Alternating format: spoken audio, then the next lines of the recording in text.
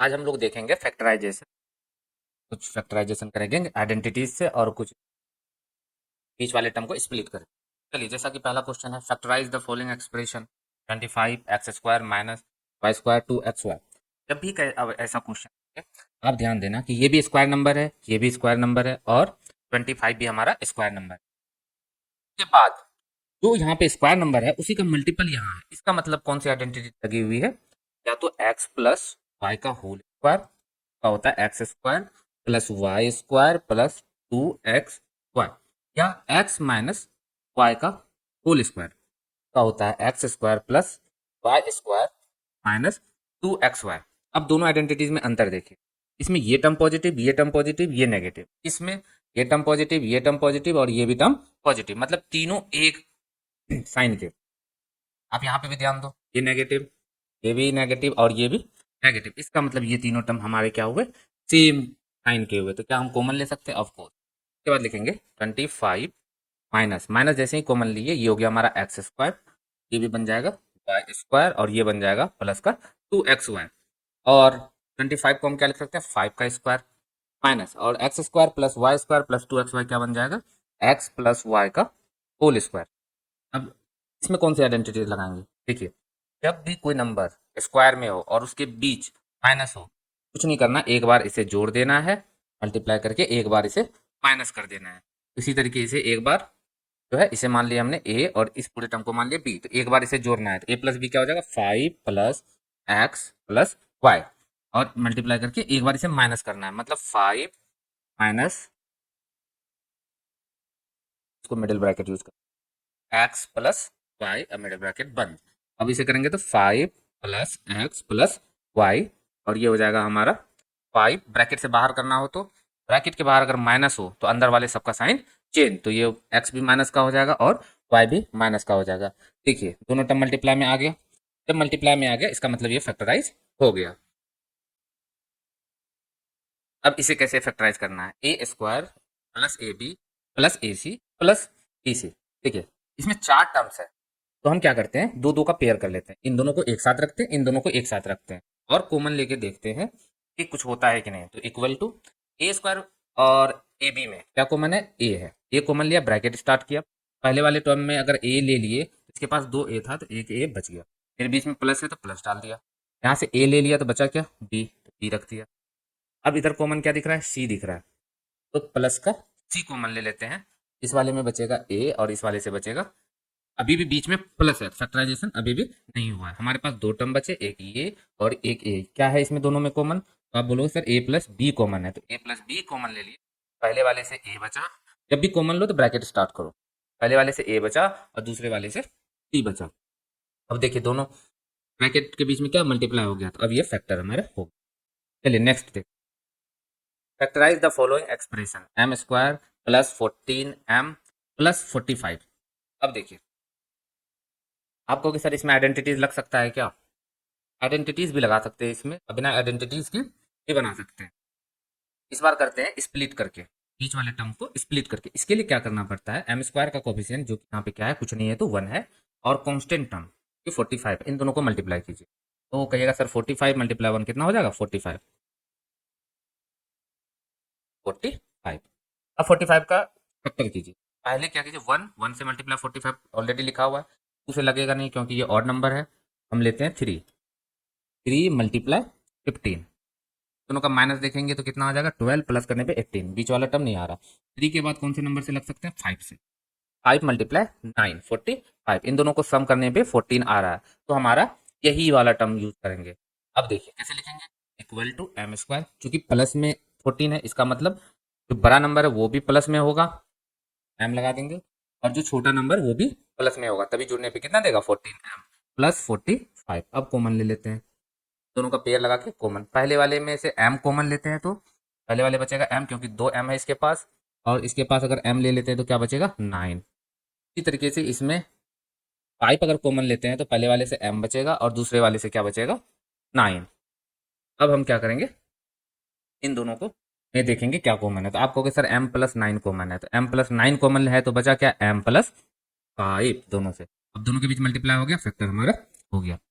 चलिए next question, factorise the following expression A8 minus minus one. आपको तो sir ऐसी आइडेंटिटीज तो कभी पढ़े नहीं है। देखिए ध्यान से देखिए, तो 8 क्या है, इवन नंबर। अगर ये इवन नंबर है, इसको हम क्या लिख सकते हैं, A⁴ का स्क्वायर, ताकि ये पावर मल्टीप्लाई होकर ये 8 हो जाए। और 1 को तो हम किसी का भी स्क्वायर क्यूब कुछ भी लिख सकते हैं। अब देखिए फिर से वही आइडेंटिटीज आ गया, क्या A², अब माइनस B² हो तो एक बार इसे जोड़ दीजिए और एक बार इसे माइनस कर दीजिए। एक बार जोड़ेंगे तो ये आ जाएगा A⁴ प्लस 1, और एक बार माइनस करेंगे तो A⁴ माइनस 1। देखिए प्लस वाले को कुछ कर नहीं सकते क्योंकि इसकी आइडेंटिटीज हमने पढ़ी नहीं। इस वाले को हम लोग दोबारा कर सकते हैं। कैसे, पहले A⁴ प्लस 1 लिख देते हैं, फिर से इसको क्या लिखेंगे, A का स्क्वायर माइनस 1 का स्क्वायर, फिर से वही आइडेंटिटीज लगाएंगे, इसको बार बार लिखेंगे A⁴ प्लस 1। एक बार इसे क्या करेंगे, जोड़ देंगे तो A² प्लस 1, और एक बार माइनस करेंगे तो A² माइनस 1। ठीक है, प्लस वाले फिर से हो गए, इसको तो कुछ नहीं कर सकते, A² माइनस 1 को कर सकते हैं। तो क्या करेंगे, A⁴ प्लस 1, और प्लस वाले को लिखेंगे तो A² प्लस 1। इसे कुछ कर नहीं सकते, इसको जरूर कर सकते हैं। माइनस 1 1 है तो 1 को स्क्वायर के फॉर्म में लिख ही सकते हैं। तो A² माइनस B² क्या हो जाएगा, एक बार इसे जोड़ दीजिए और एक बार इसे माइनस कर दीजिए। देखिए सारे टर्म मल्टीप्लाई में आ गए, यही हमारा क्या हो गया, फैक्टर हो गया। चलिए नेक्स्ट क्वेश्चन देखते हैं। अच्छा, factorise the following expression 96 minus 4x x square. चलिए फिर से स्प्लिट टर्म वाला करते हैं। तो कांस्टेंट टर्म 96 है, एक्स स्क्वायर का कोफिशिएंट कितना, 1 है। 96 मल्टीप्लाई 1 क्या हो जाएगा, 96। 96 का दूसरा देखते हैं फैक्टर, तो लगाएंगे तो 2 मल्टीप्लाई आई थिंक 48। चलिए 3 से लगाएंगे तो 3 मल्टीप्लाई 32। माइनस करने पे 4 आएगा नहीं, बड़ा नंबर जाना होगा। चलिए फिर भी देख लेते हैं, 4 मल्टीप्लाई 24, ये भी 20 आएगा, नहीं आएगा। 4 के बाद किससे लगा सकते हैं, 6 से लगा सकते हैं, तो 6 मल्टीप्लाई 16। 16 में से 6 माइनस करेंगे तो 10 आएगा, ये भी नहीं। इसके बाद किससे लगा सकते हैं, 8 से लगा सकते हैं, 8 मल्टीप्लाई 12। अब देखिए इन दोनों को प्लस करेंगे 20, इन दोनों को माइनस करने पे कितना आ जाएगा, 4। चलिए मिल गया हमें, तो कैसे लिखेंगे, इक्वल टू 96। अच्छा रिजल्ट क्या है, माइनस में, इसका मतलब जो बड़ा नंबर होगा वो माइनस में होगा और छोटा नंबर जो होगा वो प्लस में होगा, ताकि इन दोनों को सॉल्व करने पे क्या है, माइनस का 4 आए, और ये हो गया माइनस का एक्सेस। अब दो बना लेते हैं ग्रुप और उसमें से कॉमन लेते हैं। पहले वाले में से क्या कॉमन आ सकता है, 12 आ सकता है, तो 12 कॉमन लिए। जैसा कि देख रहे हैं 96 का यहाँ पे 12 से किए थे कितना आया था, 8। तो 8 अब माइनस का एक्स, दूसरे वाले में से एक्स कॉमन ले सकते हैं। एक्स कॉमन लेंगे तो फिर क्या बचेगा, 8 माइनस का एक्स, इधर से भी। अब इन दोनों में से कॉमन लेंगे तो क्या कॉमन हो जाएगा, 8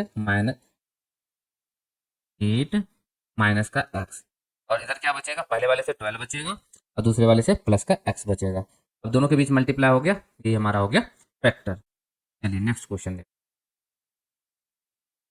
अच्छा, इसमें दो टर्म्स है, पहले कॉमन ले लेते हैं, क्या क्या कॉमन आएगा। ठीक है, 72 और 96, अगर एचसीएफ निकाले दोनों, 72 और 96 देखा जाए तो 8 के टेबल में आ जाएगा। 8 9 जा 72 और 12 96 अभी बनाया। फिर से 3 से भी ये कॉमन आ रहा है, 3 9 और 2, अच्छा 8 3 जा 24, मतलब दोनों में क्या कॉमन ले सकते हैं, 24। एचसीएफ हुआ 24 तो 24 कॉमन।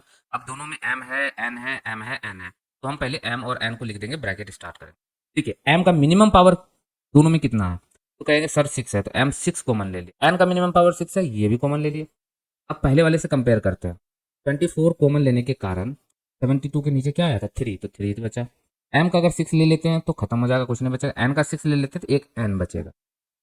नेक्स्ट सेकेंड वाले में माइनस 24 से लगाने पे क्या बचा लास्ट में, 4, तो यहाँ पे लिख दिया 4। एम 6 ले लेंगे तो एम बचेगा यहाँ पे, और एन 6 ले लेंगे तो कुछ नहीं बचेगा। यही हमारा हो गया फैक्टर। चलिए नेक्स्ट क्वेश्चन पे चलो।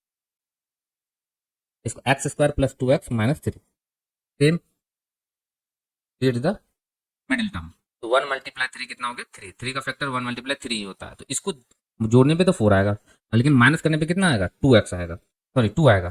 तो हमें इसे कैसे लिखेंगे, x²। देखिए रिजल्ट यहाँ पे प्लस में है, इसका मतलब जो बड़ा नंबर होगा वो प्लस में होगा और जो छोटा नंबर होगा वो माइनस में होगा। ठीक है, अब कॉमन ले लेते हैं। इन दोनों में कॉमन क्या आएगा, x आएगा कॉमन, तो बचा क्या, x प्लस 3। इधर दोनों में माइनस है तो माइनस कॉमन ले लिए, और कुछ है कॉमन, कुछ नहीं है तो 1 एक तरह से। तो बचा क्या, x, जैसे ही माइनस कॉमन लिए दोनों का साइन क्या हो जाएगा, चेंज हो जाएगा। अब देखिए इन दोनों में कॉमन क्या है, तो x प्लस थ्री कॉमन है, तो x प्लस थ्री कॉमन है तो ले लिया, तो बचा क्या, एक इसमें बचा x और दूसरे में बचा माइनस का वन, यही हो गया हमारा factor. Next 8x minus 27y³ minus 36x² plus 34xy²। देखिए अगर आप ध्यान से देखोगे तो ये a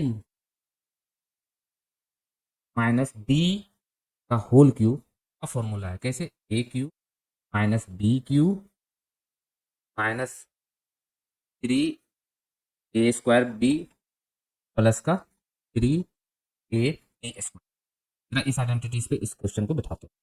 तो 8x³ तो 8 क्यूबिक नंबर है, इसीलिए इसके साथ x पे भी पावर क्या है, 3 है, तो इसका क्यूबिक नंबर है 2 का, 2 का क्यूब कितना होता है 8, तो 2x³ माइनस 27 क्यूबिक नंबर है 3 का, 3y का माइनस। अब देख लेते हैं, अब देखिए इसको दिमाग मत लगाइए, ये अपने आप आएगा। कैसे, फॉर्मूला पे ध्यान दीजिए, पहले क्या लिखा है 3, तो मैंने लिख लिया 3 मल्टीप्लाई a², तो हमारा a यहाँ पे क्या है 2x है, तो 2x का स्क्वायर मल्टीप्लाई b है, b हमारा क्या है 3y प्लस फिर से यहाँ पे क्या है 3, तो 3 a हमारा क्या है 2x, तो 2x लिख दिया, b हमारा b², तो b हमारा क्या है 3y का स्क्वायर। आप जब इसको सॉल्व करोगे तो अपने आप 36 आएगा। चेक कर लेते हैं, यहाँ है 3, 2 का स्क्वायर 4 हो जाएगा, 4 3 जा 12 और 12 3 जा 36।